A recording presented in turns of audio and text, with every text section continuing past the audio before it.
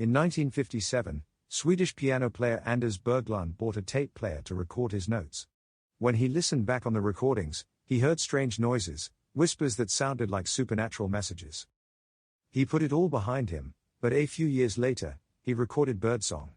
This time, he heard the voice of his deceased mother in the background whispering to him, "Son, my little son, can you hear me?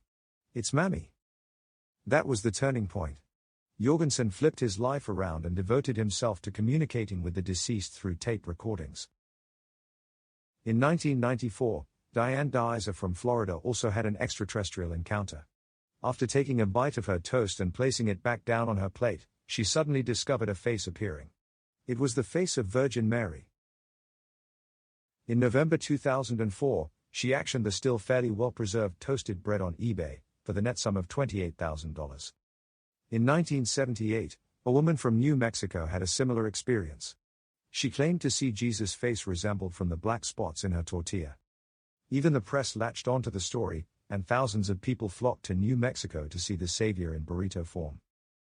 2 years earlier, in 1976, the orbiter of the Viking spacecraft had photographed a rock formation that on Mars. From high above it looked like a human face. The face on Mars made headlines around the world. And there are many more stories like this. And you? Have you ever seen animals in the clouds or the outlines of faces in rocks? Of course you have. It is perfectly normal. The human brain seeks patterns and rules in everything. In fact, the brain takes it one step further. If it finds no familiar patterns, it simply invents it. The more diffuse the signal are, such as the background noise on the tape or the face on the toast, the easier it is to find hidden messages or the so-called pattern. 25 years after uncovering the face on Mars, the Mars Global Surveyor sent back clear images of the rock formations. The captivating human face had dissolved into plain rock formations. These frothy examples make the clustering illusion seem harmless. It is not. Consider the financial markets, which spits out floods of data every second. Smiling ear to ear.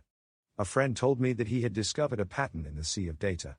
He said, if you multiply the percentage change of the Dow Jones by the percentage change of the oil price, you get the move of the gold price in 2 days' time.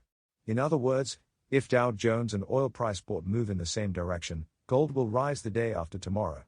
His theory worked well for a few weeks out of pure luck. But after a while, when began to speculate with larger sums, his luck turned, and he lost all his savings. He had simply seen a pattern that were none existing. Is this sequence random or planned? Psychology professor Thomas Gilovich interviewed hundreds of people for an answer. Most did not want to believe the sequence was random.